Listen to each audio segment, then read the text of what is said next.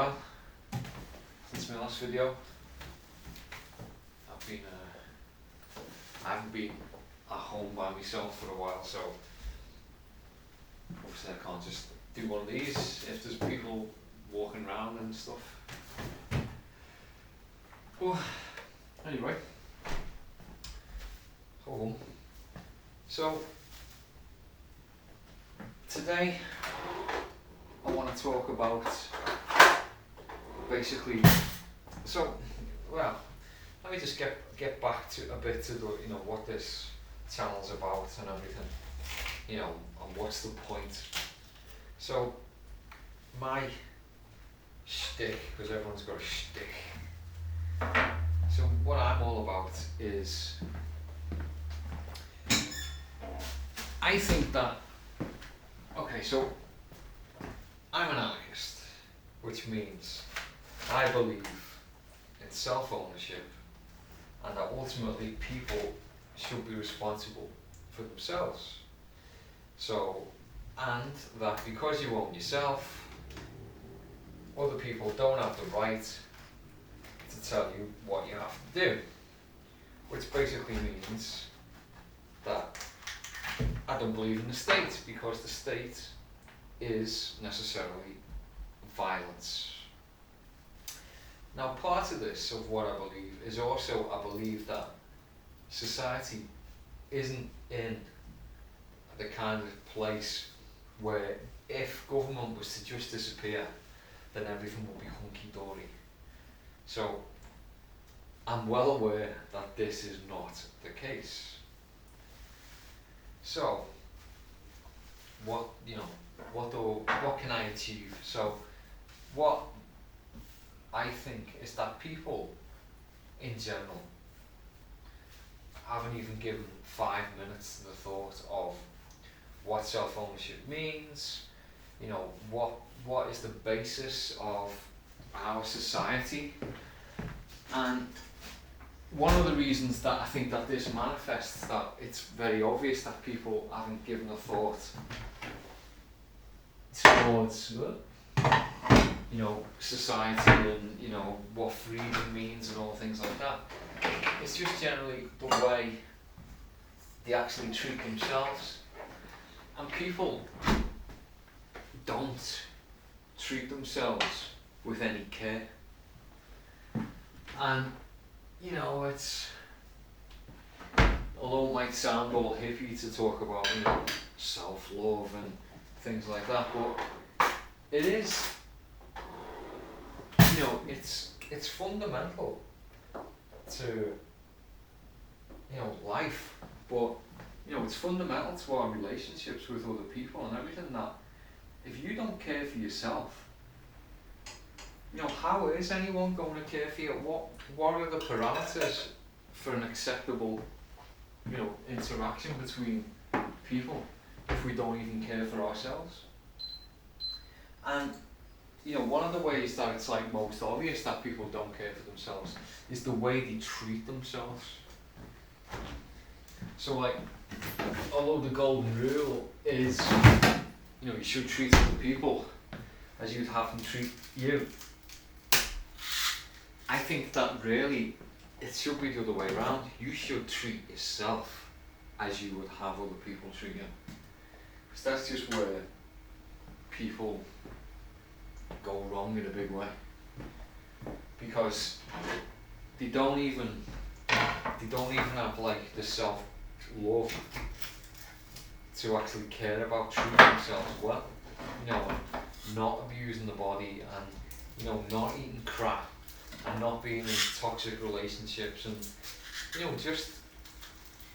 there's a lot of things that you can do for yourself that will make your own life much better. And there was a time in my life when I thought the only reason that I'd be interested in cutting down on what I drank or eating healthy was purely for aesthetic reasons. That was the only thing that actually I was bothered about. And that can get you a long way, but it won't get you all the way. Depends, if you're a total narcissist, and maybe it will get you all the way, but it wouldn't get me all the way, put it that way. So, but bit by bit, I came to the realization that there was a lot of things that I was doing that weren't in my own best interest, and so as you sort of like cut the bad things out of your life, and like for me, for instance, like as I've said lots of times, I don't drink anymore, and I haven't done for about 7 years or something. But so for me, that was a big thing. That did me a lot of good. Whereas for other people, it might not be a big issue, but for me it certainly was. So I started to see like real improvements just in my general life when I stopped drinking. But for other people it might be something else. But it's one of the things that I can kind of tell how happy someone is. Like, I don't mean happy in the happy is the wrong word, but I can say like how satisfied someone is with their life. You can see a lot, you can tell a lot just by how they look. And how someone looks has got a lot to do with how they treat themselves. So I mean, I'm nearly 50 now, and if I hadn't have given up drinking when I think I was 41, something like that. If I hadn't have given up drinking when I did, I would look significantly different than I do right now, and I'd feel a lot different. And so, obviously, I've got my aches and pains and stuff like that, but I don't think, I was in a significantly worse state like 10 years ago than I am now. I wasn't as fit as I am now, I was much fatter, I was just I wasn't in a good place. But I managed to turn it around, and the thing is, it's like, if you can turn it around when you're in your 40s, there's no reason, I don't think that there's any reason that you can't turn it around like at any point in your life. It's like the way doctors say, it's never too late to give up smoking, because, smoking is just like so bad for your lungs that they're always going to be grateful of you like not smoking. And I think that's the same for everything. I literally do. I think that it's never too late to just make your life better. And there's lots of ways that you can make your life better. But for me, I actually care about this concept of freedom and personal responsibility, because it's like you can't build something good on bad foundations. And the thing is, it's like, I know that not everyone's going to agree with that we'd be better off without a state. I get that people won't agree with that. But I don't really agree, I don't understand how people can actually accept the fact that the state, you can't accept the fact that the state is built on violence. Because it just is.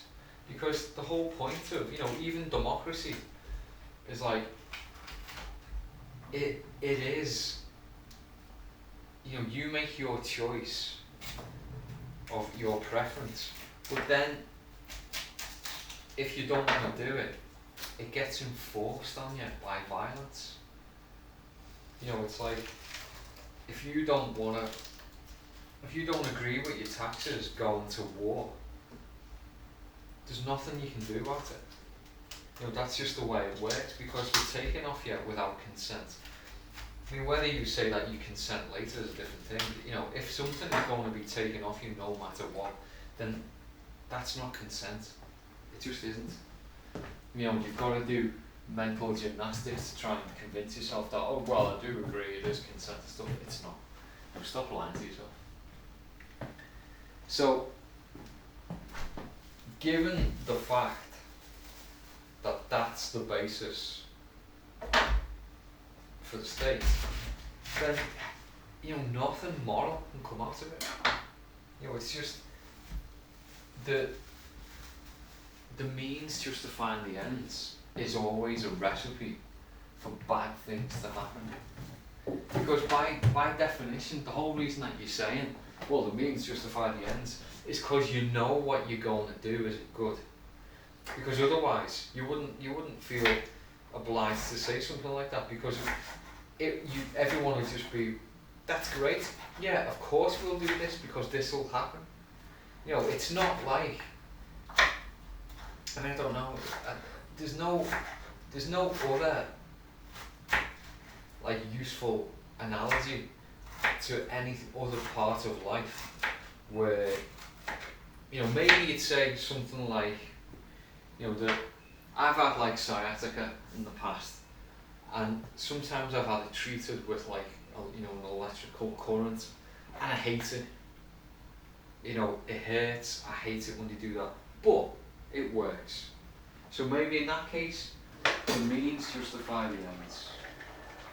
But obviously, I'm the one.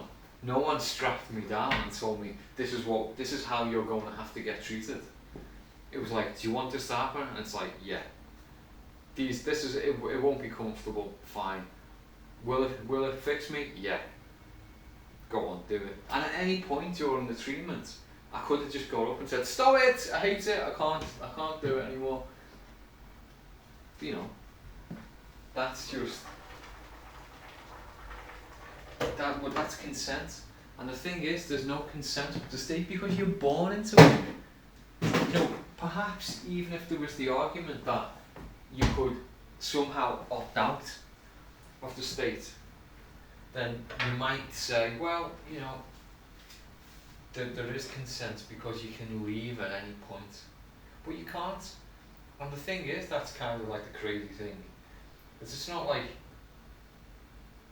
So this is people who, when people argue for the state, obviously they're thinking that the state is the state where they live, but all states want the same power, and they even want the same power over you, because if you move to a different geographical location, then logically, then that state thinks that it has the right to like determine how you live. But you weren't even born there, because like things get mixed together. It's like, oh well, you know, if you're born somewhere, then you know, patriotism and this and that and the other, and it's like, well, fine, but you know, what happens if you move country and then suddenly another state gets the rule over you? Is that just the way it works? Is it just, you know, because it is just like a whole tax farm thing that's going on. But anyway, back to the original thing that I was going on about. I 100% believe that the only way that people can be rational and mature enough so that we don't need, you know, a big brother looking after us 24/7 is for them to be comfortable, you know, with themselves, in their own bodies, in their own minds. And you know, the thing about all this is to actually figure this out and go through the process. You have to, you know, you've there's no other way around it. You've just got to do it, and no one can save you. There's no magic pill. There's no,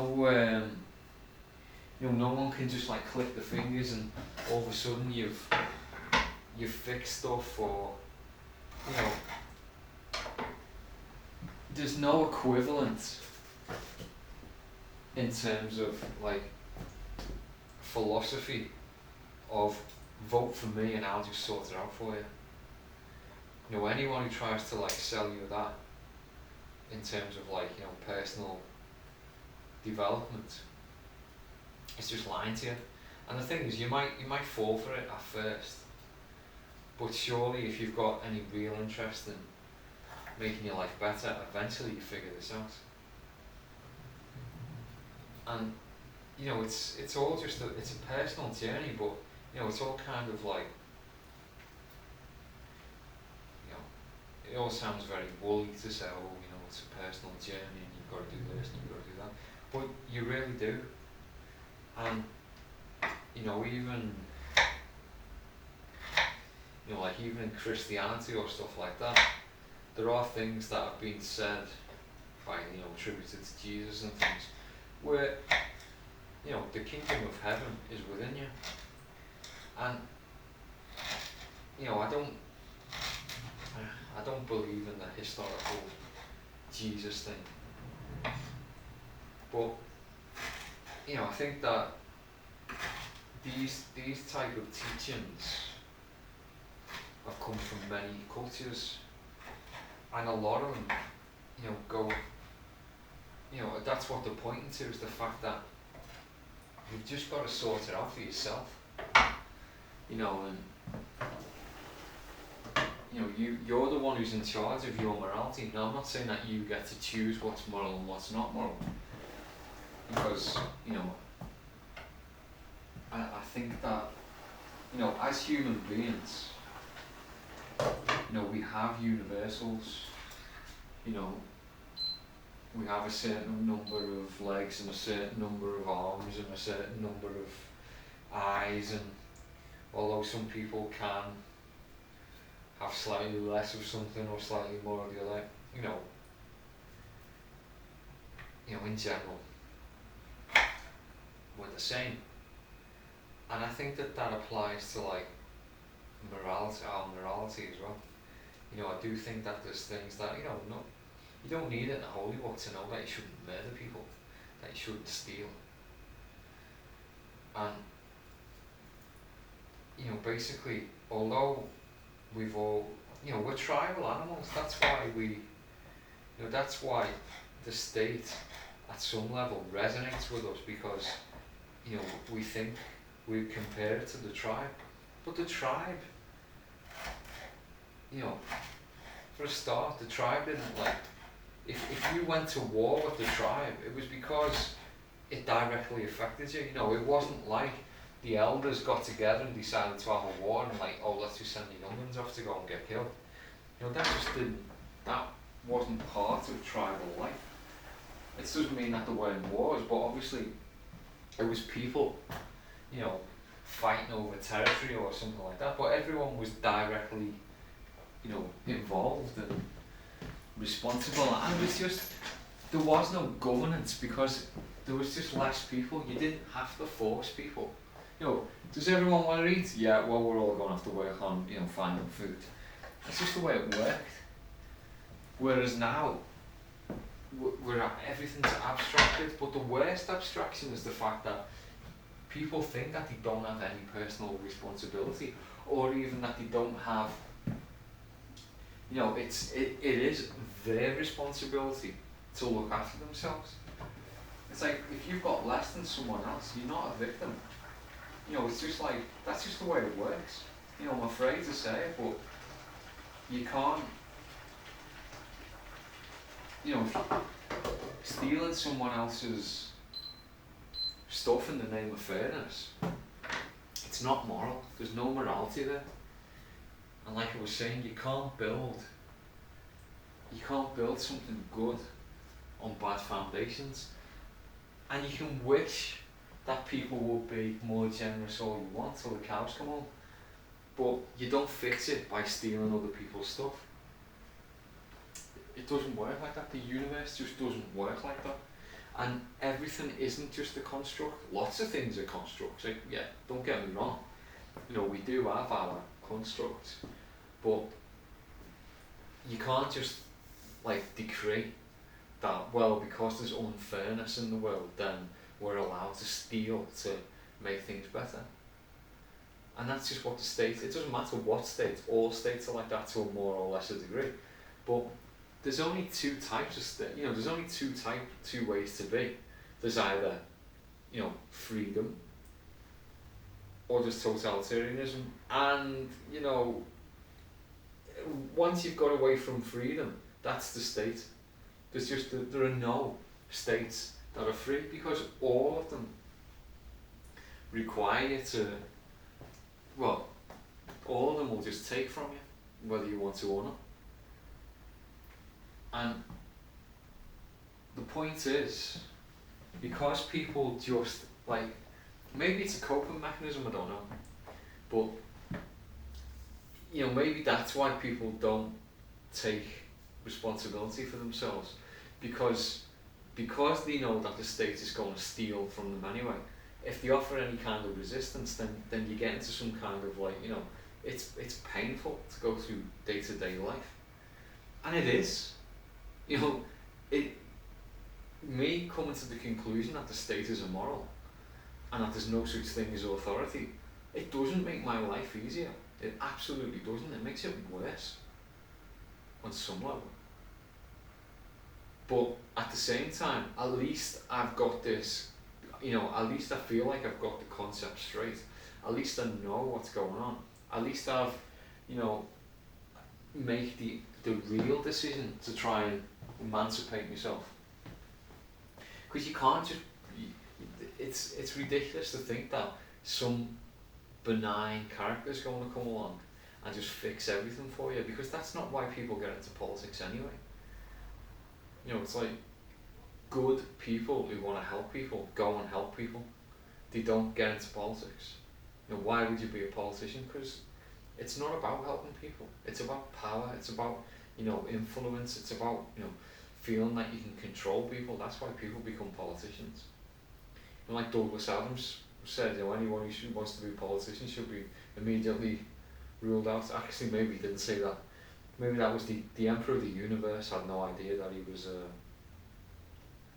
the Emperor of the Universe in Hitchhiker's Guide to the Galaxy, which is probably the only way that it could possibly work. That was like his argument.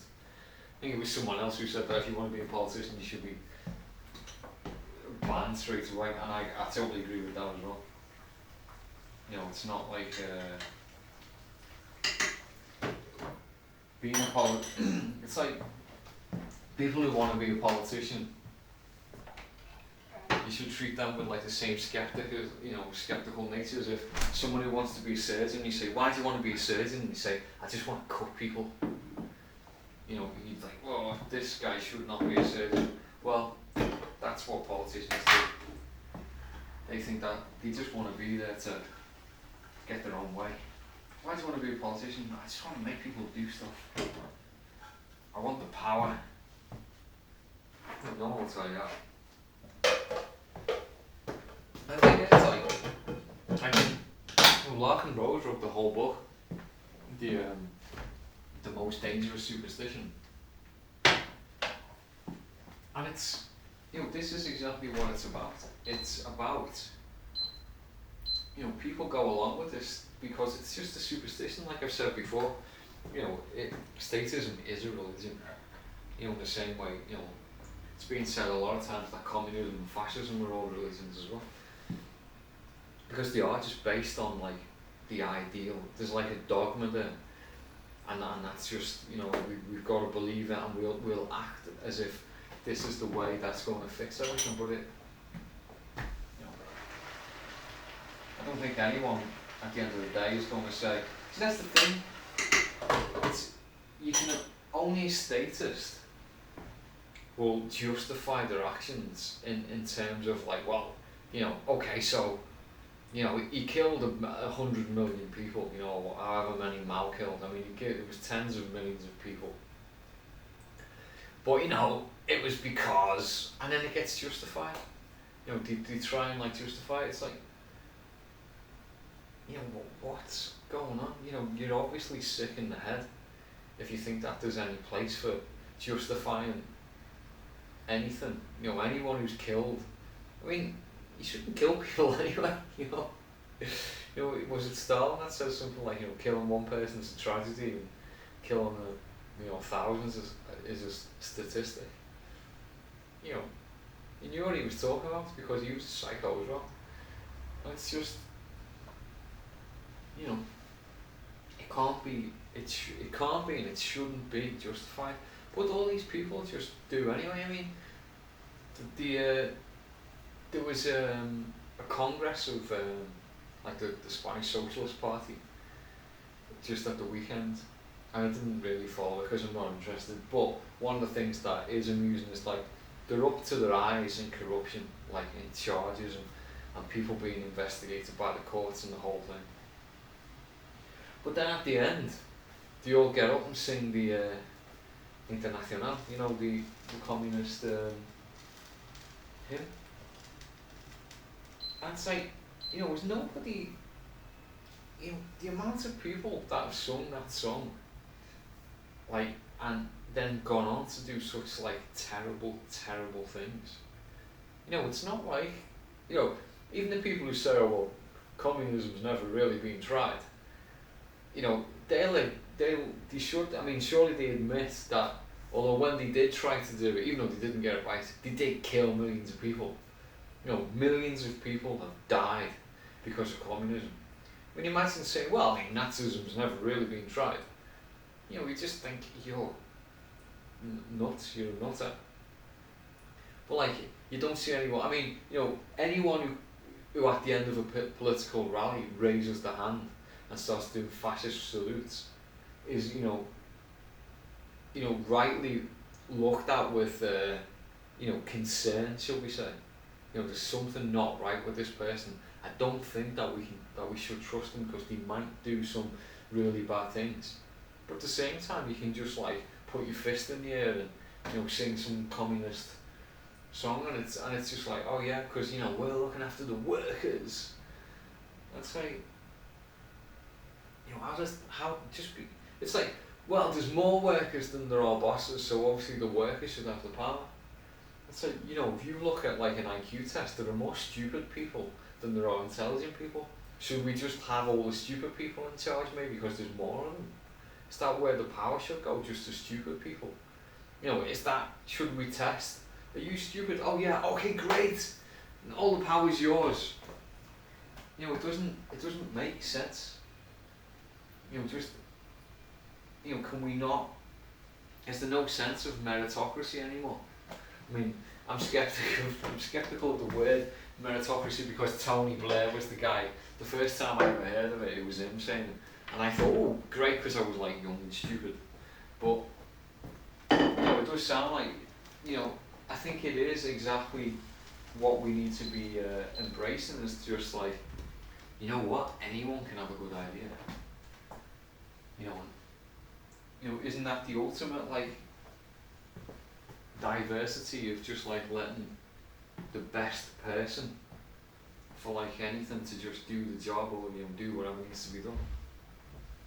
Well, basically the most like diverse thing is like is actually concentrating on the individual and everyone looking after themselves. You know, if it's just like a collection of individuals, surely that's the most diverse thing possible. You know, so it's, you know, collectivism just, it makes people do bad things, because when people think that they can get away with stuff, then they'll try and do it. They'll try and get away with it. And it takes, you know, a certain level of, you know, I'm no angel, I'm not saying that. If, you know, someone just accidentally deposited 10 million euros in the account, you know, and it was just like completely, you know, someone obviously made a mistake, would I like be, and I completely get away with it, would I like go around looking for the owner of this? You know, probably not. But, you know, that's not something that's, I don't think that we need to judge ourselves on the what if, you know, how many angels can dance on the head of a pin type of questions. It's like the day to day, you know, what do we do? Do we help people? Can we do things? You know, can we help ourselves? Can we treat ourselves right? And if, you know, you're not even trying to, you know, do right by yourself, and, you know, I'm talking about in the sense of like self-love and, making your own life better. Because if you can't make anyone else's life better if you haven't like made your own life. If you haven't got your base in your own life, then how can you help anyone else? And although like I'm not like the biggest Jordan Peterson fan, when he says things like, how are you going to fix the world when you can't tidy your own room? He's got a point. It's like, why do, when you look at like politicians whose lives are like objectively speaking a mess, why are they trying to tell anyone else how to live? It's just craziness. So basically what this channel is about, like the whole like Fran cooks lunch thing, is that this is my little step every day of like I'm cooking a healthy lunch every day. And when I don't make videos, I'm still cooking healthy lunches, and I'm still cooking, I'm still making healthy food in the evening, and I still have a healthy breakfast. It's not because I'm being watched that I'm cooking something. And that's the way you should approach your life, is what can I do for me first. Notice I'm not stealing food off anyone else. It's me eating this doesn't mean that anyone else can't eat. I'm not advocating that, but it's the kind of like the Ayn Randian selfishness, which is like, if you don't look after yourself, if you don't put yourself first, then no one else is going to, and you're not in any position. If you can't even put yourself first, how can you tell anyone else or recommend anything for anyone else? If you're not walking the walk, you're just talking the talk, then you can't, you shouldn't be giving advice. And it's like, I know that this is some completely unsolicited advice here, but I really honestly do want the people who's watching this to like make their own lives better. Because that's the only way. I can't figure of any other way to like end the state by any other means other than people just rejecting the state. And the only way you're going to like say, I don't need all that stuff, is when you just like, you feel good and you feel empowered and you've got your life under control. And until then you're always going to be looking for like some kind of parent figure to make your life better.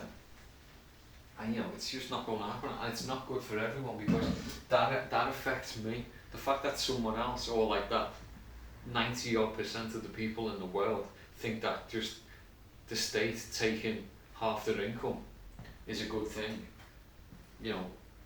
it's not going to get us anywhere, because it just means that things go bad. That's where wars get paid for, the whole shebang. Anyway, my lunch is cooked. I don't really have anything more to say on the topic for today. There are lots of things that I'm wanting to talk about over the next few days, but I don't know if I'm going to get any chance to do that. We shall see. Anyway, thanks for watching, like, subscribe, all that stuff, and see you in the next video. Goodbye.